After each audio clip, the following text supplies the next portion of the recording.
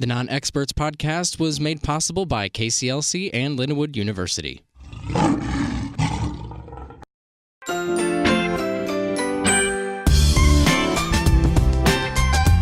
I'm Romero. And I'm Chris. And we're the non-experts. We're not therapists. Or lawyers. Or firefighters. We don't have any licenses or degrees. So join us as we talk about news and pop culture and say whatever we want.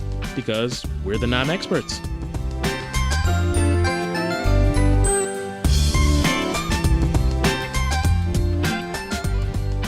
So, Chris, how goes it? Hi. How was your day, first and foremost? Very busy. It was a very long busy. day. Very long day. It's weird acting as if I didn't see you today. I know. Times because we have classes we saw together. each other all day today. And also work together. It's true. No, it's been a long day, man. I just did some radio for almost 4 straight hours. So, yeah, it's been a taxing day. Mm-hmm. Let's get into some pop culture, silly stuff. Yes, News you can't use, all the good stuff. Yes, let's. Okay, well, first of all, do you know who Jeffery Owens is? Yeah, although I mistakenly referred to him as Theo the other day, I knew in my heart of hearts that's not Theo, so I know exactly who he is. Yes. Yeah. Because we used to watch The Cosby Show, like reruns on TV. Absolutely. And so we were familiar with, like all the family members and all that stuff. But, like, who has seen Geoffrey Owens, like, since The Cosby Show, since the 90s? No, I don't think anybody, and that's the sad part. I guess, I don't know, you get so used to seeing these faces when you're young, and you just automatically assume they went on to do. No, they didn't. Yeah, like, a lot of the people everybody. that did the sitcoms and stuff in the, like, 90s, 80s, most of them, I don't think I can think of many that their careers just skyrocketed. I mean, you look at Urkel, he's literally just Jaleel White. He did Dancing with the Stars not too long ago. Yeah. Well, Carlton was... The only Same things thing. those people do are like cameos. Yeah. And it's like, they're either mocking their old characters or Exactly. it's the big, like, oh, it's Jaleel White, there's his little cameo. It's like, I think the only one really, like, Will Smith, like the stars. So, like, Cosby obviously did things before and after the show. Will Smith went on to still do a whole bunch of things. So, like, in those situations, it's kind of sad for the supporting cast. Their careers never really take off to go anywhere else. Right. Well, this whole job shaming thing, I'm very confused about because, I mean, like, it's surprising to see someone who was, I guess, so, big on a TV show in a kind of regular person job. But at the same time, again, when was the last time you saw Jeffrey Owens? I don't. What do you expect him to be doing? If people aren't hiring him for movies or TV, he's got to have a job. He has no money. He didn't make a fortune off of the Cosby Show and just I don't have to work for life now. Look at me, I was on the Cosby Show. Like, he's still a regular guy, right? And like you mentioned, as an actor or an actress, if nobody's booking you, your phone's not ringing, your agent's not calling, you don't have a job. Yeah, you're screwed. So you kind of have to go do something. And to me, the biggest weird thing about it is, like I mentioned, he's kind of like he was a side character for all intents and purposes. Like, he wasn't like, oh, I'm tuning in to the Cosby Show to see Theo. Like I mentioned, like a Fresh Prince of Bel-Air or a Martin, things like that. Like, they're the star. Right. So if it was like Martin Lawrence or Will Smith, he'd be like, why the heck is he working at Kroger or something, But well, and I think maybe he was considered a series like regular. At the beginning they show all the different characters. I think he was included in that, but even then I don't think he was in every single episode. I mean, he wasn't. I know he wasn't in the first season because Sandra didn't even exist in the first season, right? And she came later. But like even then, I think it was just like the few here and there. Like if they weren't really involved in the story, then they probably were not in the episode. Yeah, and it's. I mean, like I said, it'd be even like the other kids or actors involved. Look at Keisha Knight Pulliam, who was, oh man, she was my crush growing up. Not really realizing that I'm watching reruns. In my mind, we were the same age. I was like, oh, Rudy's so great. She's so funny and cute. And then realizing she was several years older than me. But like her and Raven Simone, they were on the show often as young kids. But they were on there often enough that you would expect, especially with child actors, they're going to get more gigs. And then Rudy kind of disappeared, but had some acting gigs as she got older, and Raven, like throughout her youth, was kind of involved in stuff, and then had her own show, Disney Channel, and So like those type of people, I could see you being like, what the heck? What are you doing bagging my groceries? Mm-hmm. But like, poor Jeff, man, he didn't have a super big role. Right. And like you mentioned, when's the last time you even heard his name? So why is it shocking? Mm-hmm. And how can you sit there with your Twitter fingers and job shame somebody and you work at Right. McDonald's? You're working like the exact same job or worse. You're his coworker. Yeah. Like, you don't have a life. So how can you try to like, downgrade somebody that has the same job or a similar job to you? He's a normal person just like we are. Like, Just it's weird to to live me. in. Yeah, my man just wants to bag groceries to make the money to get his own groceries. Like he's trying to feed himself and his family. And don't down him. Where was he working? Was it Publix? What's the store? It was a Trader Joe's. Trader Joe's, yeah. And then like all the It's a interviews. classy grocery store, first of all. So it is a classy grocery store. he's better than everybody I working can't at afford Shop Trader and Save or Joe's. Walmart. Yeah, I can't even walk into Trader Joe's. I've never even bothered to. I can afford it. You can see on like the interviews after like all this blew up, of course, then people are like, oh, Jeffrey Owens, of course, and paying him to be on like these talk shows. Right. He's wearing his little Trader Joe name tag like on his blazer. It's so funny. It's a good way to own it. Honestly. And hey, that might be the resurgence of his career. Somebody might say, hey, you know what, Jeff? You didn't deserve that. And I totally forgot about you. So now that you're in the spotlight again, I think I'd like to give you this role. Yep. And it may be something Tyler really Perry small. is reaching out to him for a future project. So Somebody made a joke about it the other day. I can't think of it, but I'm almost positive it probably wasn't an appropriate joke. So it's not even worth it. But hey, I mean, if Tyler Perry calls you and you don't have a gig and you're tired of bagging stuff at Trader Joe's and checking people out, you'll take it. Mm-hmm. So that's a pretty cool deal. So another actor in the entertainment business might be out of a job. Emmy Rossum left Shameless. Well, she's leaving Shameless after this next season. I think it's the 9th season. Interesting. Was there like a explanation? Like usually with series, if somebody leaves, it's either they've got another project they want to focus on, or they feel like they've been doing the show too long and they just want to step away from it. Because some people like, I saw an interview the other day. I didn't actually watch it. I saw the thumbnail for it. I can't think of the guy's name, but he plays Dwight from The Office. Oh, and, he was Rainn recently, Wilson. Yeah, he was recently in the movie The Meg, and I guess one of the questions they asked him was about, getting called Dwight. Because when you do a show for so long and you're a fan favorite character or something, you end up being synonymous with that. So like Tobey Maguire, you'll always think of Spider-Man. Topher Grace, when he was in Spider-Man 3, you're like, Eric Foreman, what are you doing? So some actors and actresses step away for those type of reasons. So did she like have any reason as to why? I think it was a combination of, well, considering she'd been on the show since 2011. So a combination of probably, I've been on it way too long, or, but her official explanation says she wants to explore the next chapter in her career. Not that she hasn't had a very fruitful career, but just ready to do something different, ready to switch it up. That's understandable.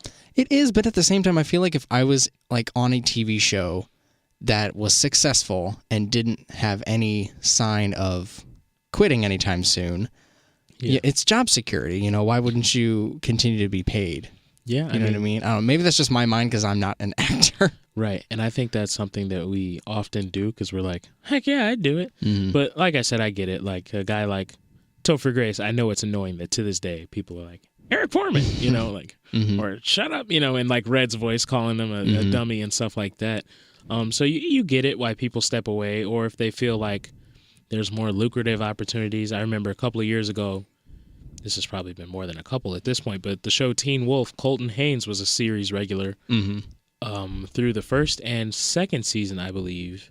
I think the end of the second season is when he stepped away from the show, which they like. It was odd because the end of the second season, like his character could have died or been saved, right? And they saved his character. And in the summer, he decided to step away. So it was like, that kind of made me upset because I'm like, dude, why would you? They could have just killed you. But, and then he went and did Arrow on the CW network and then stepped away from that for a while too. So, some actors like to keep it fresh, but at the same time, like you mentioned, job security. I mean, if you're on a successful show that's being renewed again and again and again, several years in a row, several seasons in a row, why not continue to make the paycheck? But, when you're a broke college student, it's probably not really understandable ever for anybody to walk away from a solid job. Well, even like considering previous shows that I know, like especially with Friends, as the seasons went on and on and on, they got paid more and more and more. By the time the 10th season rolled around, they were each being paid $1 million per episode. Yeah. So I don't know if that was the same situation on Shameless where they would, pay them higher rates for each episode as they went on, or if it was like a contractual thing where it stayed the same. I don't know. You've got to imagine if you're on a successful show, and the longer it goes on, if the show is bringing in more money and more viewership, I deserve to be bringing in more money. So you got to assume that would be the natural progression. Right. But you never know with the people on the inside who work with the shows, if they maybe see the writing on the wall of something about to happen, or they're just, like I said, they just want to keep it fresh and do something new. So if you're a fan of hers and a fan of Shameless and her character in there, womp womp. Yeah. Get your Fiona, I don't know, moments in before she's not there anymore. It's too late. Kim Kardashian is hiring models to try on all of her outfits for her. You can't see this listening, but I'm shaking my head. So imagine my feelings towards this. She says, "We have gotten people who have my exact same measurements, and they try on all the clothes, photograph it, do the fitting for hours every day of all the different Yeezy looks." Yeah. First of all, she has women shaped like her?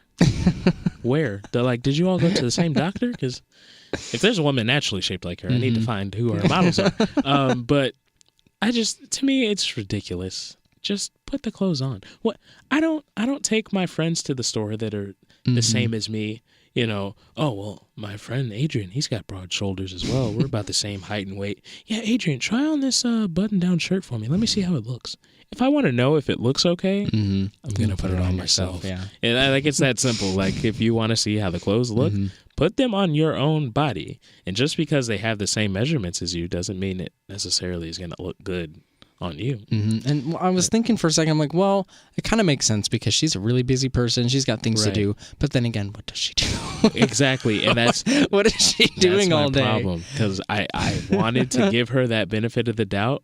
But Kim Kardashian and the whole Kardashian family, let's be 100% honest. And this isn't any shade or disrespect towards them because, hey, they've made a heck of a lot of money, way more than I'll ever see. So I can't be mad at it. But what do you truly do? Like Kylie has her little lip thing and the makeup, which to me was also weird because you've got lip products and your lips are filled. But anyway, that's a whole nother story.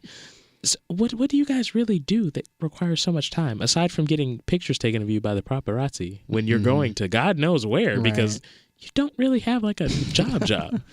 Like her husband's a rapper and a producer. We know what he's doing and how he's making this money. We don't really know what you do besides like your Kimmoji and your little game. So you can't be that busy that you can't just try on a dress or two. Like, to me, it's very strange. It's strange. But I don't know. I guess if I just had money to blow, I'd probably do it too. And then if you were a guy or a girl and somebody's like, "Hey, I'll pay you to try on my clothes and take pictures," you'd be like, "Oh, okay." As long as it's nothing weird, like, especially okay. if you were Kim Kardashian and Kim Kardashian was asking you to do that. You know how many girls would be like, "Yes, heck yeah, yeah." I'll be right over, Kim. DM the address. Like, I'll try them on right now. It's so. I mean, cool for those models. That's a nice opportunity. A very weird opportunity, but it's a nice one. Never know what networking opportunities that opens up, I guess. So kudos to you guys. I don't know. That's weird to me.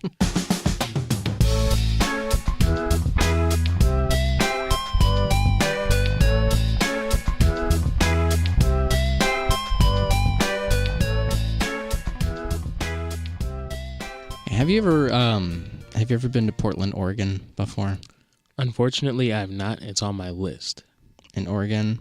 I've never been that far up the West Coast. Yeah. I've only gone to California. Like the utmost northwest. Well, aside from Alaska, I guess. But yeah, I've never been. I don't know. I just had a friend that went there actually, and it was really beautiful. But anyway, Portland, Oregon. Charges are being filed against a guy who was accused of trying to spend the night inside of a furniture store. Oh, okay. Interesting. I mean, that's a great place if you can get away with it. Like as a kid, you think of things like spending the night in the grocery store. Oh my gosh, all the candy, the grocery store and the mall. Every time, like the mall, I'm like, I could go to any store. I could just be in here all night. I can sleep in these small beds. And then you grow up and realize, oh, they put a gate down on every single store, so I'd just be in here lonely and crying. But I mean, as an adult or a homeless person or whatever, furniture store is not a bad place to be stuck. I don't like this bed. Too firm. Too soft. This one's just right. Like, you can do whatever you want. Ooh, I think I'll sleep on this futon. And then I'm going to get up and jump on this bed. Oh, and then I think I'm going to test out this couch. Ooh, this is a nice living room set. Like, that's adult. Like, I think more adults would do it if they could. You ever been to a furniture store and just, like, laid down? Like, oh, my, if my parents take any longer, I think I'm just going to nap here. I've been tempted to do that. So, hey, kudos to him for trying, I guess, but not a good idea if you don't want law trouble. I was going to say, he's facing trespassing. Yeah, so ladies and gentlemen, don't trespass. It's not worth it.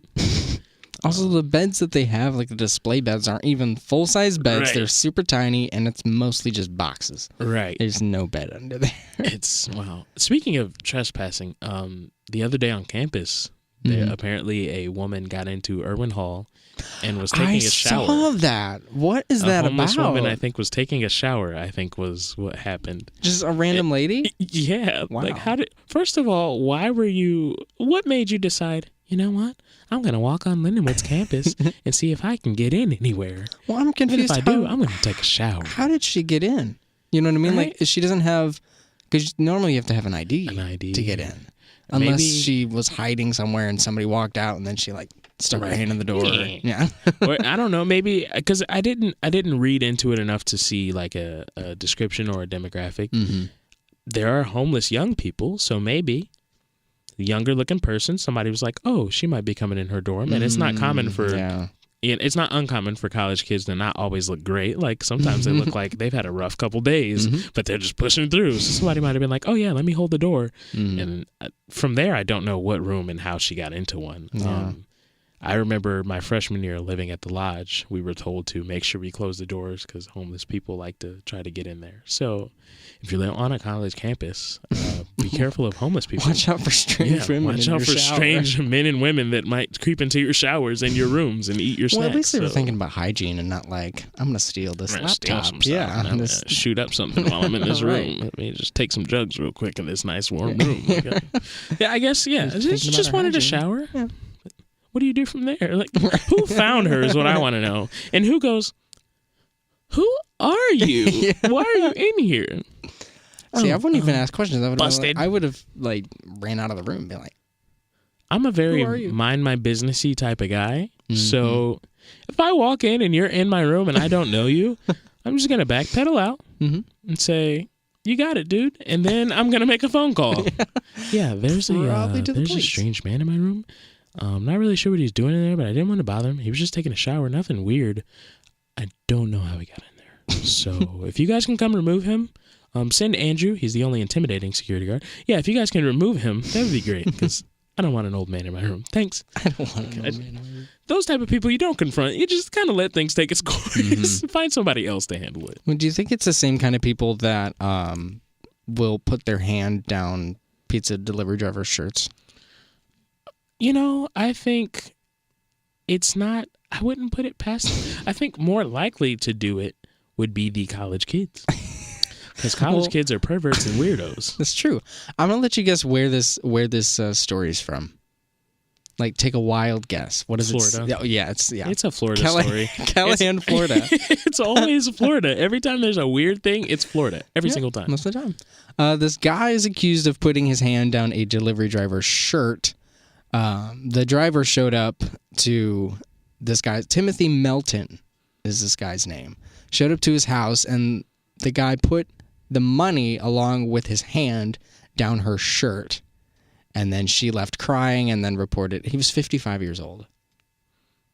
Okay, first of all, you sick perv. Yeah, I want to know how the driver was, because it was probably like a high schooler. 30s, like, you know, like shifting into 20 or like mid-20s somewhere. Right. Because you very seldomly see older, like, delivery women. Like, dudes, you might see, like, 30s, 40s. But, like, women, it's usually, like, younger people that work at pizza places. So, yeah, sexual assault is rampant if you are a pizza delivery person. If people don't show up with their dongs or boobs out, they might just stick their hand in your shirt. So be very wary of pizza delivery jobs. This is why I think a lot of pizza delivery people wish they were strapped, as we say. And, you know, some type of protective device, because people are weirdos. And when pizza delivery has to be, or a delivery guy, period, has to be one of the most vulnerable positions, because you're literally taking yourself to someone's home, and who the heck knows what could happen at that point.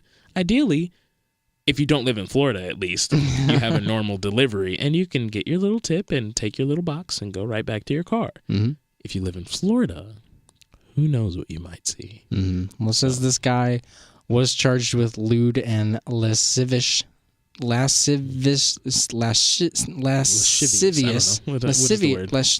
it is. Lewd, English is hard. Lewd and lascivious behavior, but he told the officers that he didn't see the harm in what he did. I'm sorry, I didn't think there was anything wrong with trying to grab a breast. I don't think that's what that guy sounds like. Like, oh, I'm so sorry. I'm so sorry. Forgive me. Yeah, well, I ordered pizza and chicken, but she said they only had wings. I wanted breasts. But like, why did you ever think that was acceptable? And why do you think it's? And I hate when old people try to pull the. I didn't think there was anything wrong. You're only 55. You're not that old. You're like not a old. lot of my friends, our parents are in that age group. Like they're not old. They're not senile. They're not going through dementia or something. 55 is still very young. So you don't get to pull the. Well, what's the problem? No, you know exactly what you did. You old pervy like jerk. Why would you? Why would you scar that young lady like that? Welcome to Florida. She's going to wear a turtleneck to every pizza delivery now. Good luck getting your hands down this one. Like, that's sad, but also hilarious.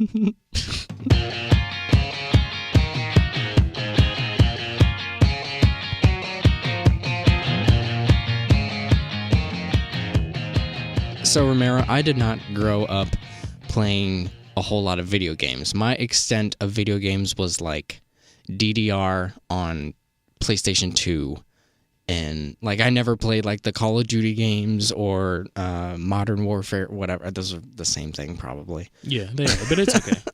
See, I have no idea. So, you know, Fortnite is a big giant thing right now, and I don't, it's not that I don't get it, because I do get it. Right. But why is it so popular? Because it looks like other games that I've seen before. So I don't really understand the hype behind it and what makes it so special and different. Well, Chris, let me sit you down here on my knee and tell you a story about Fork Knife. Fortnite, it's so the interesting thing about it is it's an absolutely free game. You don't have to spend a dime on this game if you don't desire to do so. You can download it on iOS, on Android devices, on, you know, any tablet or phone, basically. You can get it on the Wii U, the Xbox One, the PS4, PC, laptop. Like, so it's I think probably one of the most accessible games, just because it's the same on every platform. Like a lot of games, if you get it like on mobile as opposed to a console, it's different. Or if you get it on PC, you know, sometimes it doesn't feel the same. But Fortnite is the exact same game on every platform, 100% free. So the free part is the real kicker, because video games are generally like $60. So to find one that's absolutely free to play is like, oh my God, did you say free? So I think what also makes it fun is it's kind of refreshing because it's different. There's a game called PlayerUnknown's Battleground, short. We call it PUBG. It's a very similar premise. You jump out of a plane. Fortnite, it's a bus. In PUBG, it's a plane, and you land, and you scavenge through and loot, find guns and things like that. So that type of gameplay is something that's different from what a lot of people are used to playing. Before PUBG, there was something H1Z1 that was like the same premise. Wait, So H1N1, the swine Right. virus? H1C1. Yeah, when I first heard it, I was like, wait, huh? So I think that was different because it's a different type of game from what people are used to. It's similar, like the concept, kind of like the Hunger Games. Like all these people enter, okay. one will win. Okay. You know, so That makes sense. that's an interesting concept. And then with Fortnite, because PUBG is more realistic. It's like, it looks like, real terrain and real people and everything. Fortnite's very cartoony. Okay. So it like, it's the guns and everything, but it's animated little characters that like visibly are cartoony. It's not at all trying to be realistic. And Fortnite also, you can build things at the fort part.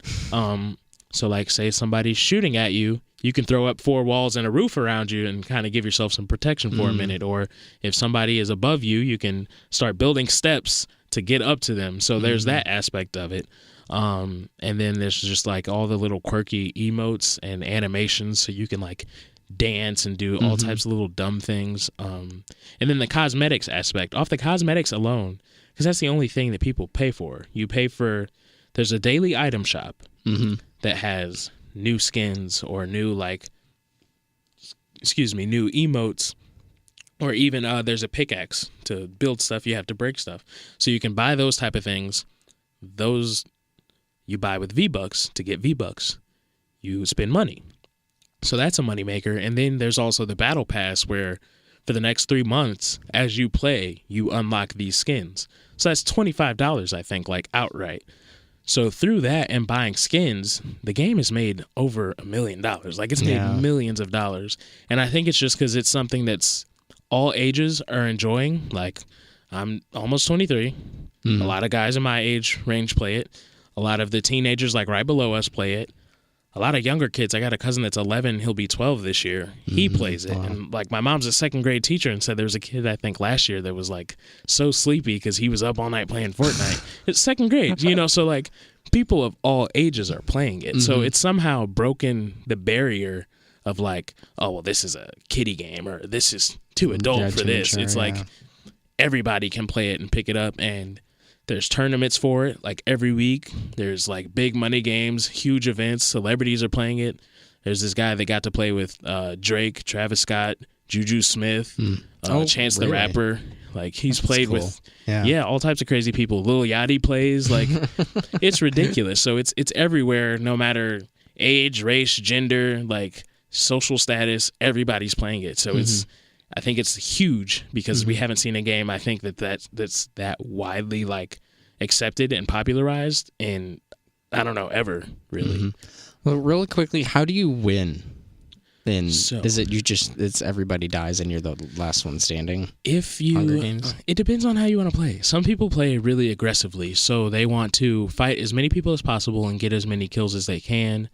And then the objective, obviously. You want to be that last guy, so you're like, oh, I'm going to kill enough people, so I'll get more ammo and stuff off of them. I'll get all their resources and things, so I'll be prepared. The further I go, I got more ammo, I got more materials than people because I've been getting them off of other people as well. And, I'm not afraid to push people if I see them. So that's one way you can win, being the super aggressive approach. And some players are just really good, like I know you've seen me sometimes watch it, and he was like, dude, what is he doing? But like some of these guys you watch and you're like, dude, how are you that good at a video game? And there's also the passive approach. I want a solo game, because you can play solos, you can play duos, and you can play squads. Squads you can play alone and have random people with you, or you can get 2 to 3 friends and play as a group of 4. So my first and only solo win, I was very passive. You land on the map and slowly a storm comes in to push you to a certain area. Because if you just left it open, nobody would ever go anywhere. So I just kind of stayed close to the edge of the circle every time and just took my time creeping around. And then I got to like the final like area, and there was 4 people, I think. It was me and 3 other people, and I could see 2 people fighting, and I was like, oh, I'm just going to wait here and see what happens. I was at the bottom of a mountain, so I didn't know if anybody was on top of me or anything, so I was like, I'll just wait. So then one guy dies, and then there's 3 people, me and 2 others, and another guy got lost in the storm. And I was like, oh, crap, it's just 2 people left. And then the other guy fell to his death. And I was like, holy cow, I just won a game. So it was just lucky. I didn't shoot a single person Right. that game. I didn't even shoot a gun, period, that game. So sometimes it's just luck of the draw, because even like when you play super good players, something dumb can happen, and the guy that sucks can end up winning. Or you can play super passively and continue hiding and luck up, like I did. So it's really just about your play style. The best way to get better at the game, though, is to be the super aggressive guy, because then you'll be more ready for combat situations, because you're like, oh, well, I'm not afraid to like fight people. I don't hide in a bush. Like, you can genuinely hide in a bush. It's the dumbest thing. All right. Yeah. So the non-expert expert on Fortnite has spoken. All right. Well, I think that's it for this week. I'm Chris. And I'm Romero. All right. And we'll see you guys next time.